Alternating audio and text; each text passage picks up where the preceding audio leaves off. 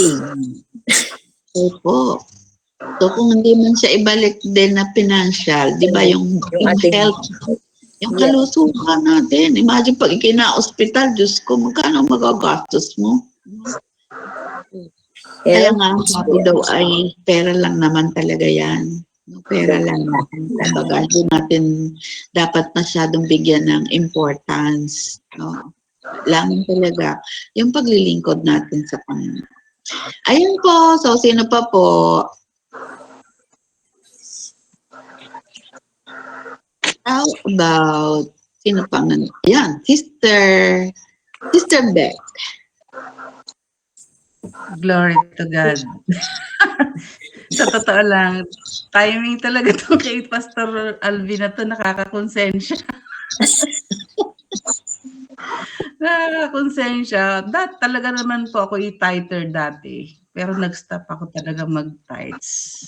Yung panahon na tayo talagang dire-diretso ako yan nagta-tithes. Tapos, ito, nakakakonsensya. Kung kailan ito naging pastor, itong ate ko, saka hindi ako nag-tithes. Nakakakonsensya. At magpapatotoo talaga ako na kapag nagta-tithes ka, talagang hindi ka pagkukulangin ni Lord. At ito pa ang isa kong patotoo, yung pinapanalangin dati natin noon, actually business, na magkaroong business ang pamilya. Hindi man business namin, pero binigyan si Jun ng pagkikitaan ni Lord. So, tingnan mo nga kung kailan yung, kung saan parang binitawan ko na yung prayer na yun. Saka, inano ni Lord, parang ito yung, minsan kasi diba, pag sumagot si Lord, minsan hindi kaagad-agad. Parang wait. Tapos yun, eto, parang ano ko ngayon, unti-unti, parang doon binubuksan ni Lord yung ano niya. Kung kailan hindi mo na ako nagtatay, sasabi ko, Lord, ito, ano ni Pastor Alvin. So, isang wake-up call. Hindi lang sa akin, para sa ating lahat. Na sabi nga, di ba, walang umiibig na hindi nagbibigay. Kapag umiibig ka, andoon, kailangan magbigay ka. Ganon, di ba? Kung nagmamahal talaga tayo sa Panginoon, kailangan tayo magbigay. Kasi tayo nga, di ba? Kapag umiibig tayo sa ating mga asawa o sa mga anak natin, nagbibigay tayo, how much more sa Lord. So, it's about time for me talaga para, nung pa ako talagang kung saan inuukil-kil yung utak ko kasi ako hindi rin naman sanay na hindi nagbibigay noon. Pero nagawa kong mag-close hand ko. Hindi magbigay sa Lord. O nakakabigay tayo sa ibang tao, pero sa Lord hindi. Di ba? So, talagang mabigat sa dibdib. Kaya siguro nagka-scam ako eh. Kasi hindi na ako nagbigay. Di ba? So, kasi kapag nagbibigay ka, yung protection ng Panginoon. Protection ng Panginoon sa finances. Yung sinabi ni Pastor, yung financial freedom. Kasi yung sa una lang akala mo masakit. Pero kapag nasanay ka na nagbibigay, parang baliwala na yun eh. Ewan ko kung nung pumasok sa kokote ko, talagang nag-stop ako mag-tithes. Pero simula ngayon. Babalik. Kailangan mag-tithes ako. At tinanong ko rin niya noon sa isang pastora namin dati. Kasi yung isang kung saan ako nakikinig ng saan ba ako dapat magbigay? Sabi niya. Saan ba ako dapat magbigay? Kanino ako dapat magbigay? Sa Loremi ba? Sa ano ba? Sa ganito? Sinagot ako. Kung saan ka kumakain, doon ka magbibigay. Dahil dito ako kumakain, dito ako magbibigay. Di po ba? So, yun. Kaya, salamat Pastor Alvin. Ginising mong matutulog kong binuksan mo muli ang natutulog kong mga kamay.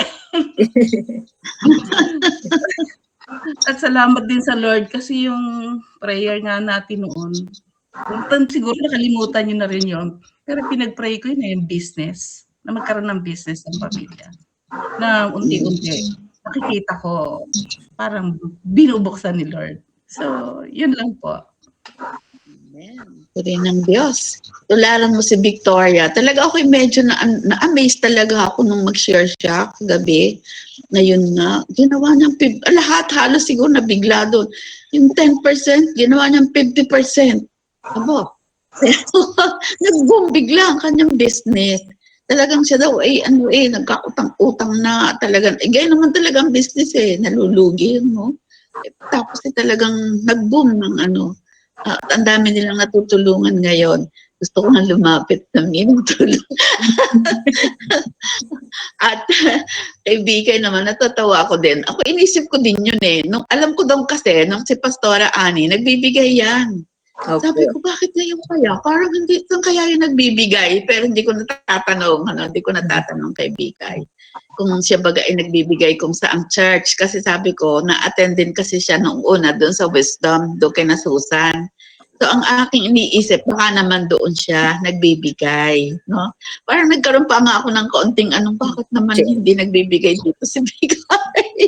Pero okay lang naman, po? Kasi kahit anong hingin ko sa kanya, para doon sa aking mga solicitation, kung saan-saan, ay nagbibigay naman siya. Ay inisip ko din lamang yun noon. Ba't kaya si Bigay hindi nagbibigay? Sagot na sa At tanong. puri ng Diyos at maraming salamat kay Sister Alvin.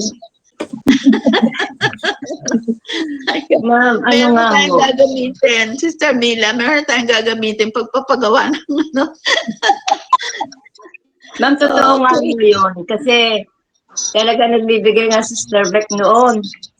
Pero nung magtagal, ay hindi ko nga alam kung bakit huminto.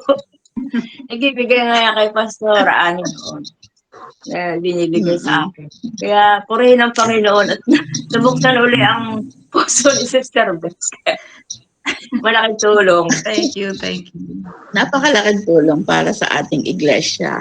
No? Kasi siyempre naman yung pangangailangan ng ating mga kapatiran, yung pangangailangan doon sa bahay-sambahan. No? So gusto nating maging maganda at maayos palagi. Ano po? Ayan, at sino pa kaya ang hinipo ni Lord? Ako po. Ayun, sino yun? Medi. Amen. Ako po. Okay, Sister Medi. Napakahalaga po talaga ang pagbibigay. Kasi po, hindi ko alam kung 10% o higit pa. Minsan may linggo na hindi ako naka-attend, hindi ako nakakapagbigay. Pero purihin ng Panginoon, talagang subok na subok ko naman. Hindi ako nawawala ng kita sa linggo-linggo. Kahit maliit lang yung umu-order, may kita. Hindi nawawala ng sabi ko, napakahalaga talaga yung pagbibigay. Tapos yan, noon pa ho ako doon sa kabilang church namin, doon ko yung natutunan ko. Noon tumigil ako pagbibigay dahil hindi pa ako sa mga church na aking sinasambahan. Pero purihin ang Panginoon nung magbalik ako dito, binibigay ko po. Hindi ko na lang nga makwenta kung mag-8, 10 o dahil sabi ko, bakit talagang napakabisa ng pagbibigay sa Panginoon. Kaya, napakagandang mensahe po ito. At meron pa rin akong isa pang acronym, magbigay. Acronym ulit, magbigay. Mahalaga.